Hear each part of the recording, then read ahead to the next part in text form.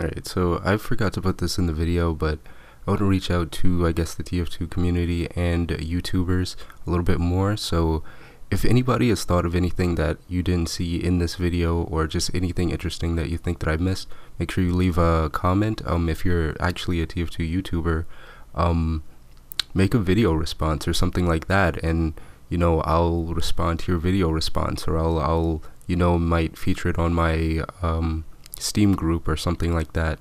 So I just wanted to, I want to start doing that kind of stuff a little bit more. So yeah, thanks for watching. Hey, what's up guys, it's Rapid, and today I want to talk about the upcoming Engi versus Spy War update. I'm sorry if I sound a little bit weird. I like bit the inside of my lip, so now it's like all swollen and stuff, but it sucks real bad. But nothing will stop me from doing my job. Here to have my notes. There, so you can hear my notes, so you know I'm doing a legitimate thing here. And so yeah, so I expect you guys to know that there is a update coming up after the Halloween update, which is supposed to be the Engi versus Spy War. There's been a ton of content leaked about this. Most of it is coming from, what is this guy's name? Testing Lol, which is some guy who leaked stuff about past TF2 updates, which he apparently got perfectly correct, so he'll probably get this right too.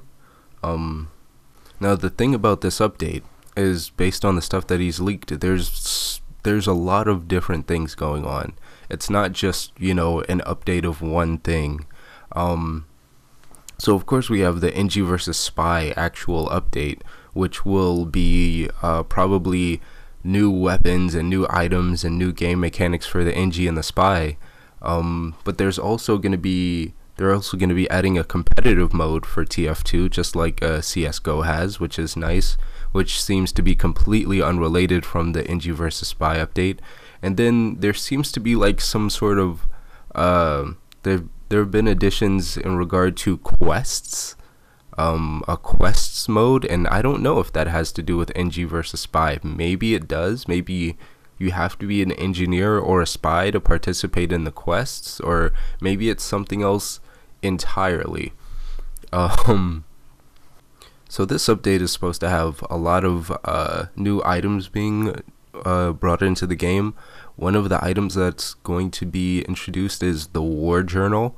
This is the only one that's sort of noted as being the purchasable item, and I think what I think is that it's going to be similar to Man Up tickets, in the same way that, you know, you buy Man Up tickets in order to play Man vs. Machine. I think you're gonna have to buy War Journals or something like that in order to play the quests mode. And it's really interesting, all the stuff that's been like leaked about this. In the past, there was, I guess, ideas about there being like a game mode where players would escort a civilian character from, you know, point A to point B. Basically, the civilian would just be like some default character, and I'm pretty sure this was a feature in Team Fortress Classic. I probably should have did more research, but who the fuck cares? Who cares?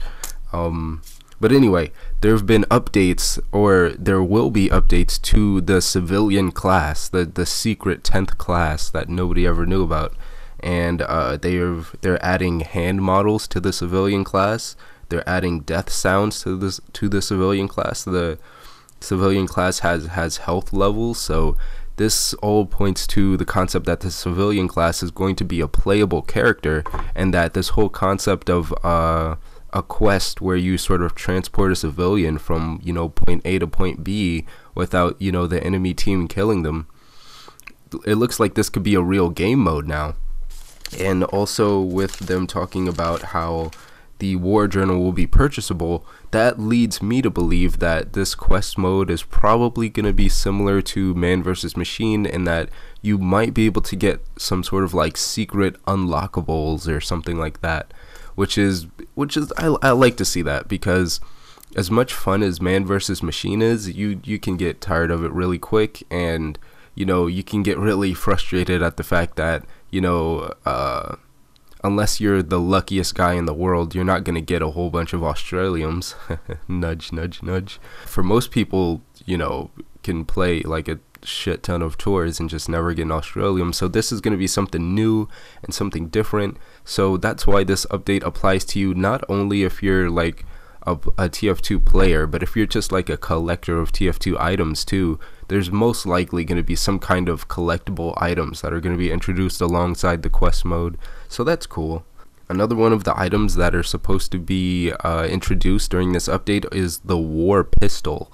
We don't have any images for any of these, obviously, otherwise that would be a whole different level of a leak, But the war pistol, what it sounds like to me, and I'm just taking guesses again, but it sounds like an achievement item. That would be my guess. It could be something else. Let me know what you guys think it is, but I think it's an achievement item that I guess you get for completing a war thing, in the same way you got a badge for completing Man vs. Machine, and all these achievement items. I don't know, the reason I think that is just because it's so generic. Here's a war pistol. It's like, what does that mean? It's a war pistol.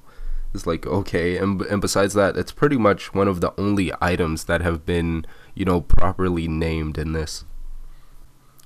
So besides like the update for the quests, which I'm just gonna assume is completely separate from the actual Engi and Spy updates, there's also the competitive mode updates, which yeah, that sounds pretty cool. My roommate, I'm sure, is going to be like really excited about it. Apparently, like, my roommate is like a professional TF2 player, and I don't know, he just plays pro TF2, so he'll like this, or at least competitive TF2.